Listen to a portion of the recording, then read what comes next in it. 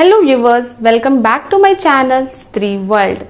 मेरा नाम ब्यूटी है। मैंने लास्ट ईयर ही अपना बीएड कंप्लीट किया है और साथ ही साथ मैंने फर्स्ट अटेम्प्ट में सीटेट क्वालिफाई किया है। करेंटली मैं सभी टीचिंग एग्जाम्स की प्रिपरेशन करती हूँ और मैं अपनी प्रिपरेशन जर्नी यूट्यूब पर शेयर करती हूँ। अगर आप मेरे चैनल पर नए हैं तो मेरे चैनल को सब्सक्राइब कर दीजिए। मेरी बहुत सारी व्यूअर्स का कमेंट आ रहा था कि सीटेट के लिए कोई डिटेल स्ट्रैटेजी हमें दीजिए जिससे हम आसानी से सीटेट क्वालिफाई कर सकें। तो मैं आपको आज ऐसे बहुत इजी टिप्स दूंगी जिससे कि आप सीटेट को फर्स्ट टाइम में क्वालिफाई कर लीजिएगा। तो सबसे पहली टिप मैं आपको ये देना चाहूँगी कि आप सीटेट को बिल्कुल भी टफ एग्ज़ाम मत समझिए, क्योंकि पहले ही जब हम किसी एग्ज़ाम को अपने दिमाग में बैठा लेते हैं कि ये बहुत टफ है तो उस एग्ज़ाम में अच्छा परफॉर्म करना थोड़ा मुश्किल हो सकता है। तो इसलिए मैं आपको बता दूं कि सीटेट एक बहुत ईजी एग्ज़ाम है। भले ही अब ये ऑनलाइन हो गया है, मैंने भी ऑनलाइन एग्ज़ाम दिया था, लेकिन मुझे ऐसा नहीं लगा कि ये एग्ज़ाम बहुत ज़्यादा टफ था। तो अगर मुझे ये इजी लग रहा है तो आपके लिए भी ये इजी ही होगा। अगर मैं बात करूं पेपर 1 की, तो अगर आपने डीएलएड किया है या फिर आपने बीएड किया है तो आप पेपर 1 के लिए एलिजिबल हैं। और अगर आप पेपर 1 क्वालिफाई करते हैं तो आप प्राइमरी स्कूल के टीचर बन सकते हैं। तो पेपर 1 में 5 सब्जेक्ट्स होते हैं। पहला सब्जेक्ट आपका सीडीपी है, मैथ्स, इंग्लिश, हिंदी और ईवीएस। हर सब्जेक्ट में 30 क्वेश्चंस आते हैं और हर क्वेश्चन के लिए आपको 1 मार्क्स दिया जाता है। तो इस तरह से आपके हर सब्जेक्ट में 30 मार्क्स के क्वेश्चंस आते हैं। तो सबसे पहले मैं बात करती हूँ सीडीपी की। तो सीडीपी में 30 मार्क्स के क्वेश्चंस आते हैं। तो सीडीपी के लिए मैंने क्या किया था, सीडीपी के लिए मैंने हिमांशी मैम को फॉलो किया था और इसके लिए मैंने उनका कोई भी ऑनलाइन कोर्स नहीं परचेज किया था। मैंने सिर्फ उनकी यूट्यूब वीडियो से ही प्रिपरेशन की है। उन्होंने अपने यूट्यूब पे बहुत अच्छा कंटेंट दिया है सीटेट के लिए और उन्होंने सीडीपी के हर एक चैप्टर को बहुत अच्छे से समझाया है और फिर उससे रिलेटेड एमसीक्यूज भी सॉल्व करवाए हैं और साथ ही साथ प्रीवियस ईयर पेपर भी सॉल्व करवाया है। तो मैंने क्या किया था कि मैंने सबसे पहले उनकी सीडीपी की सारे चैप्टर्स देखे और उनका एक प्रॉपर नोट्स बना लिया और नोट्स बनाने के बाद मैंने उन सारे नोट्स को अच्छे से लर्न कर लिया और लर्न करने के बाद सारे एमसीक्यूज सॉल्व किए। उन्होंने हर चैप्टर से लगभग 100 क्वेश्चन सॉल्व करवाए हैं। जैसे अगर आपका पहला चैप्टर ग्रोथ एंड डेवलपमेंट है तो ग्रोथ एंड डेवलपमेंट से उन्होंने लगभग 100 क्वेश्चन सॉल्व करवाए हैं। तो इसी तरह से आप भी कीजिए। आप हिमांशी मैम के पहले की वीडियोस देख सकती हैं, उन्होंने बहुत अच्छा कंटेंट दिया है सीडीपी के लिए। अगर मैं दूसरे सब्जेक्ट की बात करूं तो आपका दूसरा सब्जेक्ट मैथ्स है। मैथ्स भी आपका 30 मार्क्स का होता है, लेकिन इसमें जो 15 नंबर की जो पेडागोजी आती है और 15 नंबर के आपके न्यूमेरिकल पोर्शन आते हैं। तो पेडागोजी के लिए हिमांशी मैम ने जो है एक मैराथन सेशन ले रखा है सब्जेक्ट रिलेटेड। तो सब्जेक्ट रिलेटेड जितने भी मैराथन सेशंस है आप जाकर वहाँ से उनके यूट्यूब चैनल से देख लीजिए। तो मैंने पेडागोजी के लिए बस यही किया था कि उनका मैराथन सेशन देख लिया था और उसके बाद उसके प्रीवियस ईयर क्वेश्चन सॉल्व कर लिए थे। तो इस तरह से मैंने मैथ सब्जेक्ट के जितने भी पेडागोजी के प्रीवियस ईयर क्वेश्चंस थे वो सारे मैंने सॉल्व कर लिए। और बाकी जो बचा है आपका नेक्स्ट 15 मार्क्स जिसमें जो न्यूमेरिकल क्वेश्चंस आते हैं, तो उसके लिए आप क्या करिए, क्लास 3 से लेकर क्लास 8 तक के जितने भी एनसीईआरटी के क्वेश्चंस हैं आप सबको सॉल्व कर लीजिए।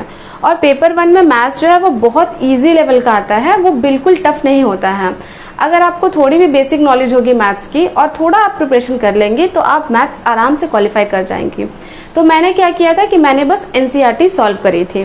तो अगर आप सिर्फ पेपर 1 देना चाह रहे हैं तो आप क्लास 3 to 7 तक के एनसीईआरटी सॉल्व कर लीजिए। तो इससे आपका क्या होगा कि मैथ्स का प्रिपरेशन हो जाएगा। अब चलते हैं नेक्स्ट सब्जेक्ट। नेक्स्ट सब्जेक्ट हमारा इंग्लिश है। यहाँ देखिए 2 लैंग्वेज आपको चूज करनी होती है। तो यहाँ पर बहुत सारे लोग अपना लैंग्वेज हिंदी की जगह संस्कृत भी चूज करते हैं या फिर इंग्लिश की जगह। तो मैंने हिंदी और इंग्लिश चूज किया था, तो मैं आपको हिंदी और इंग्लिश से रिलेटेड ही बताऊंगी। तो इंग्लिश में भी 30 मार्क्स के क्वेश्चन आते हैं। 15 मार्क्स के जो है आपके ग्रामर रिलेटेड या पैसेज का क्वेश्चन आता है और 50 मार्क्स का आपका जो है वो पेडागोजी आता है। तो पेडागोजी के लिए अगेन जो हिमांशी सिंह के जो मैराथन सेशन है उससे मैंने इंग्लिश की पेडागोजी तैयार कर ली थी और उसका एक नोट्स बना लिया था। और इंग्लिश में सबसे ज़्यादा इंपॉर्टेंट ये है कि आप इसके ज़्यादा से ज़्यादा क्वेश्चन सॉल्व करें। मैंने इंग्लिश और हिंदी के लिए क्या किया था कि मैंने जितने भी हिमांशी सिंह ने एमसीक्यूज सॉल्व कराए हैं मैंने उनको लगभग 6 से 7 बार देखा था, क्योंकि उसके एमसीक्यूज के जो ऑप्शंस होते हैं वो इतने ज़्यादा सटीक होते हैं कि आपको लगेगा कि यही आंसर है, लेकिन आंसर वो नहीं होता है बहुत बार। तो मैंने क्या किया था कि 6 से 7 बार उनकी सारी MCQ सॉल्व कर लिए थे। तो इससे क्या हुआ, मुझे एक आइडिया मिल गया कि इस तरह के क्वेश्चंस को कैसे सॉल्व करना है। और एग्जाम में बहुत सारे क्वेश्चंस रेपिटेटिव भी होते हैं, तो उसका तो एक फ़ायदा आपको अलग से मिलता है। और अगर आप ज़्यादा बार MCQs देखेंगी और उसे बार बार सॉल्व करेंगी तो आपको एक आइडिया मिल जाएगा कि पेडागोजी के क्वेश्चंस को कैसे सॉल्व करना चाहिए। और बाकी जो ये आपका 15 नंबर है, तो इस 15 नंबर में आपका 10 मार्क्स का तो पैसेज आएगा। तो 10 मार्क्स के लिए आपको ज़्यादा चिंता नहीं करनी है। पैसेज में आपको बस पैराग्राफ पढ़ना होता है और पैराग्राफ से रिलेटेड नीचे क्वेश्चंस दिए रहते हैं, उनको आपको पैराग्राफ से आंसर ढूंढ करके टिक करना होता है। तो आप आराम से पैराग्राफ पढ़ के और आंसर टिक कर सकती हैं। और पैसेज काफ़ी इजी होते हैं, आप मत समझिएगा कि इसमें SBIPO लेवल का जो पैसेज आ जाएगा, ऐसा नहीं है, बहुत आसान पैसेज आता है। तो 10 नंबर के तो आपके पैसेज आ गए और बाकी बचा यहाँ पे आपका 5 नंबर। तो ये 5 नंबर में आपका इंग्लिश से रिलेटेड कुछ भी आ सकता है, हो सकता है फिलर आ जाए या हो सकता है कि आपका ग्रामर आ जाए। तो 5 नंबर के लिए आपको उतना वास्ट ग्रामर पोर्शन कवर करने का ज़रूरत नहीं है। आप बस 10 नंबर के पैसेज सॉल्व कर लीजिए और 15 नंबर पेडागोजी मिला लीजिए, इतना इनफ है। अगर मैं बात करूँ हिंदी की, तो हिंदी में भी 30 मार्क्स के क्वेश्चंस आते हैं। और अगेन इसमें जो 15 नंबर है, इसमें 15 नंबर की पेडागोजी और बाकी 15 नंबर की हिंदी के क्वेश्चंस आते हैं। तो जिनका मदर टंग हिंदी है, उनको हिंदी में कोई चिंता करने की ज़रूरत नहीं है। हिंदी में बहुत ईजी पैसेज आता है और इतना ईजी कि आप उसको आसानी से सॉल्व कर लीजिएगा। और जो 15 नंबर की पेडागोजी है, उसके लिए मैंने यही किया था कि मैंने हिमांशी मैम की मैराथन सेशन देखा था और फिर वहाँ से मैंने नोट्स प्रिपेयर किया, उन नोट्स को अच्छे से लर्न कर लिया और जितने भी प्रीवियस ईयर क्वेश्चंस थे उन सभी को 6 से 7 बार सॉल्व किया। देखिए यहाँ पर मैं आपको बार बार बोल रही हूँ कि आपको प्रीवियस ईयर क्वेश्चन सॉल्व करना बहुत इंपॉर्टेंट है, क्योंकि जब तक आप पेडागोजी की प्रीवियस ईयर क्वेश्चन नहीं सॉल्व करेंगी, आपको आइडिया नहीं मिलेगा कि उनको कैसे सॉल्व करना है एग्जाम में। सेम क्वेश्चंस को आपको बार बार अलग अलग तरीके से पूछा जाता है, तो जितना आप प्रीवियस ईयर क्वेश्चन सॉल्व करेंगे उतना आपके लिए बेनिफिशियल होगा। अब चलिए नेक्स्ट आते हैं EVS पे। तो EVS में भी आपके जो है 15 मार्क्स की पेडागोजी आती है और 15 मार्क्स के क्वेश्चंस आते हैं। तो ये जो 15 मार्क्स के क्वेश्चंस हैं, ये क्लास 3 to 5 के NCERT EVS बुक से आते हैं। क्लास 3 to 5 के NCERT EVS से क्वेश्चंस आते हैं। तो यहाँ मैं आपको बता दूं कि ये जो क्वेश्चंस होते हैं, ये NCERT की बुक से लाइन वाइज लाइन एकदम दिए हुए रहता है, आपको इससे बाहर पढ़ना ही नहीं है। मतलब NCERT के हर एक लाइन से ये क्वेश्चंस बना देते हैं। तो इसके लिए मैंने क्या किया था कि क्लास 3 to 5 का जो है EVS का बुक, उसको मैंने थॉरोली अच्छे से रीड किया था। और इसके साथ ही अगर आपके पास बुक अवेलेबल नहीं है तो आप हिमांशी मैम की जो है चैनल, आप वहाँ पर विजिट करिए। उन्होंने क्लास 3 से 5 का EVS बिल्कुल अच्छे से पढ़ा रखा है। और क्या करिए कि उससे सारे पॉइंट्स नोट कर लीजिए, और ये बहुत इंपॉर्टेंट है, क्योंकि अगर आपने यहाँ पर अच्छे से मेहनत कर ली ना, तो आपके 15 में 15 आ जाएंगे, क्योंकि क्वेश्चन सिर्फ 3 to 5 के EVS बुक से ही आते हैं, या इवन आप अलग मतलब क्लास 6 से भी नहीं आते, 3 to 5। तो आपको एकदम बिल्कुल इसको अच्छे से प्रिपेयर करना है। यहाँ पर आप 15 में से 15 नंबर आसानी से ला सकते हैं।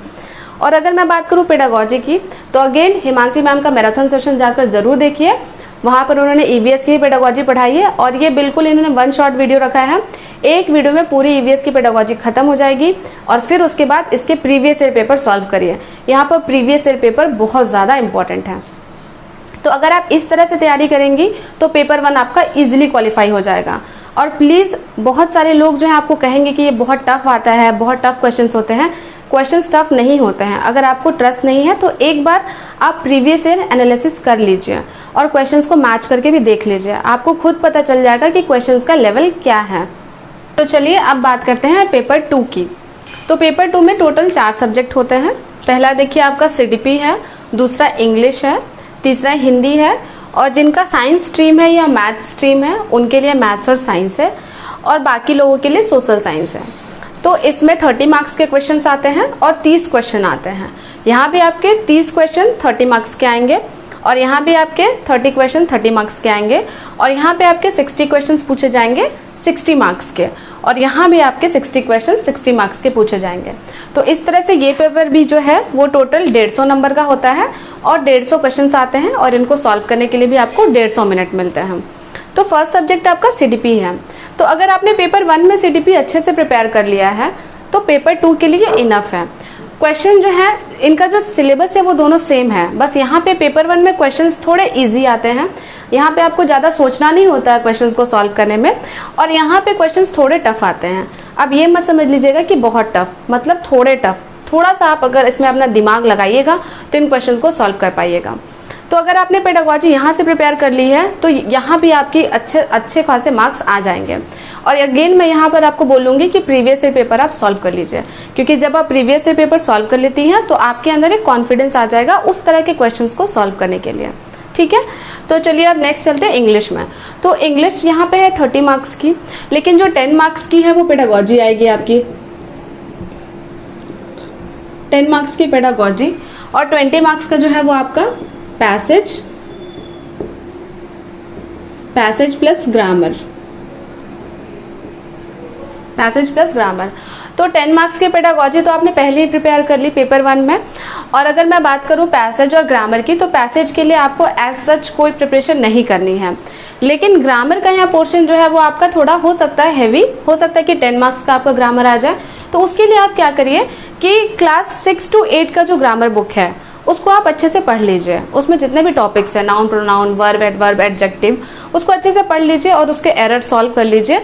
और इतना आप करिएगा तो इससे आपका ग्रामर कवर हो जाएगा। लेकिन यहाँ इंपॉर्टेंट ये है कि आपको NCERT को फॉलो करना है। और अगर मैं बात करूँ हिंदी की, तो यहाँ भी 10 मार्क्स की पेडागोजी है, यहाँ भी 10 मार्क्स की पेडागोजी है और 20 मार्क्स का पैसेज प्लस ग्रामर।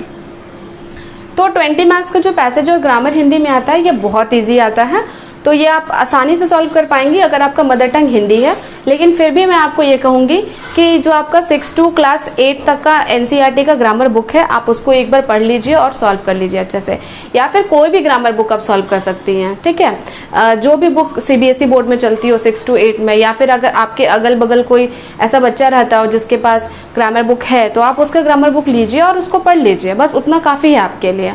और अगर मैं बात करूँ पेडागोजी की, तो इसके लिए आप प्रीवियस ईयर पेपर लगा लीजिए, यहाँ से आपका पेडागोजी कंप्लीट हो जाएगा। मेरे पेपर में जो हिंदी की पेडागोजी है वो थोड़ी टफ आई थी, तो यहाँ मुझे थोड़ी दिक्कत हो रही थी, लेकिन क्योंकि ये पोर्शन मेरा अच्छे से कंप्लीट था तो मैंने हिंदी में अच्छा स्कोर कर लिया था। और अगर मैं बात करूँ मैथ्स और साइंस की, मैं मतलब मेरा जो सब्जेक्ट है वो मैथ्स और साइंस ही है, तो मैं इसको आपको अच्छे से बता सकती हूँ। तो मैथ्स और साइंस में आपका जो है वो 20 मार्क्स का पेडागोजी आता है और 40 मार्क्स के क्वेश्चंस आएंगे, जिसमें 20 मार्क्स का आपको मैथ्स का न्यूमेरिकल्स आएगा और 20 मार्क्स के साइंस के क्वेश्चंस आएंगे। तो मैथ्स के लिए आपको कुछ नहीं करना है, मैथ्स के लिए आप 6 to 8 का जो NCERT बुक है उसका एक एक क्वेश्चन जो है सॉल्व कर लीजिए। अगर आप एक बार NCERT की बुक सॉल्व कर लेते हैं मैथ्स की, तो आपका एक बेस बहुत अच्छे से प्रिपेयर हो जाएगा। और उसके बाद आप कोई भी रेफरेंस बुक लीजिए जो क्लास 6, 7, 8 के लिए हो, उस रेफरेंस बुक को आप सॉल्व कर लीजिए। भले आप लॉन्ग मेथड से सीख लीजिए, लेकिन आप सारे मेथड को एक बार अच्छे से सीख लीजिए और वहीं से बनाइए, क्वेश्चंस वहीं से पूछे जाते हैं। और अगर मैं बात करूँ साइंस की, तो साइंस के लिए भी आप क्लास 6 to 8 की साइंस बुक को अच्छे से रीड कर लीजिए NCERT, और उसमें भी आपको लाइन वाइज लाइन लर्न करना है, और क्योंकि हर एक लाइन से क्वेश्चंस बनते हैं। तो मैंने साइंस के लिए क्या किया था कि मैंने 6 to 8 की मतलब ऑनलाइन वीडियो ही देख ली थी यूट्यूब पे। बहुत सारे ऐसे टीचर है जो 6 to 8 की ऑनलाइन मतलब कि कोर्स करवाते हैं और यूट्यूब पे वीडियो भी बहुत अवेलेबल है, तो मैंने वहीं से ऑनलाइन देख लिया था। और फिर मैंने क्या किया था कि 6 to 8 का एक ऑनलाइन ही वीडियो था, उसमें प्रीवियस ईयर क्वेश्चन सारे दिए हुए थे, तो मैंने सारे प्रीवियस ईयर क्वेश्चन सॉल्व कर लिए। तो जब मैं क्वेश्चन सॉल्व कर रही थी तो बहुत सारे ऐसे क्वेश्चंस थे जो मुझे नहीं आते थे, तो मैंने क्या किया था कि उन सभी को एक कॉपी में नोट डाउन कर लिया था और लास्ट डे मैंने उन्हें रिवीजन कर लिया था। और उन क्वेश्चंस में से भी 1-2 क्वेश्चंस मेरे एग्जाम में आ गए थे। तो यही फ़ायदा होता है, जब आप प्रीवियस ईयर को बहुत अच्छे से करती हैं तो आपके 5-10 नंबर आपको फ्री में मिल जाते हैं। तो आप साइंस के लिए भी ये स्ट्रैटेजी फॉलो कर सकती हैं। सोशल साइंस मेरा सब्जेक्ट नहीं है, लेकिन मैं फिर भी आपको सोशल साइंस के लिए भी यही सजेस्ट करूंगी कि आप NCERT को फॉलो करिए, क्योंकि अगर बाकी सारे सब्जेक्ट में NCERT से क्वेश्चन आ रहे हैं तो सोशल साइंस में भी आपके NCERT से भी क्वेश्चन आते होंगे। तो अगर मैं आपको इस पूरी वीडियो का क्रक्स बताना चाहूँ तो मैंने केवल 3 पॉइंट पे ज़्यादा फोकस किया है। पहला एनसीईआरटी, जो कि बहुत मस्ट है, आपको करना ही करना है। आप बिना एनसीईआरटी किए नहीं सोच सकती हैं कि आप इस एग्ज़ाम को क्वालिफाई कर पाएंगे। दूसरा प्रीवियस ईयर पेपर, जब तक आप प्रीवियस ईयर पेपर सॉल्व नहीं करेंगी आपको आइडिया नहीं मिलेगा कि उन क्वेश्चंस को सॉल्व कैसे करना है, पेडागोजी के क्वेश्चंस में कैसे आंसर देना है। बहुत बार पेडागोजी के क्वेश्चंस ऐसे होते हैं कि आप 2-3 ऑप्शन सिमिलर होते हैं, तो उसमें हम कंफ्यूज हो जाते हैं कि कौन सा ऑप्शन टिक करें। तो इसके लिए सबसे ज़्यादा इंपॉर्टेंट है कि आप पेडागोजी के क्वेश्चंस करिए। और तीसरा मैंने बताया हिमांशी मैम, तो अगर आप हिमांशी मैम को बहुत अच्छे से फॉलो करती हैं, उनकी यूट्यूब वीडियो सारी देखती हैं, तो आप इन 3 चीज़ों को फॉलो करेंगी तो आपका सीटेट आराम से निकल जाएगा, आपको ज़्यादा मेहनत करने की ज़रूरत नहीं है। आई होप आपको मेरी ये वीडियो पसंद आई हो। देखिए, हमें वीडियो बनाने में और एडिट करने में बहुत टाइम लगता है, आपको सब्सक्राइब करने में केवल 2 सेकंड लगता है। तो प्लीज़ मेरे चैनल को सब्सक्राइब कर लीजिए और मुझे इसी तरह से सपोर्ट करते रहिए, ताकि मैं आपके लिए नए मोटिवेशन के साथ हर दिन आपसे मिलते रहूं और आपका उत्साह बढ़ाती रहूं। मिलते हैं नेक्स्ट वीडियो में।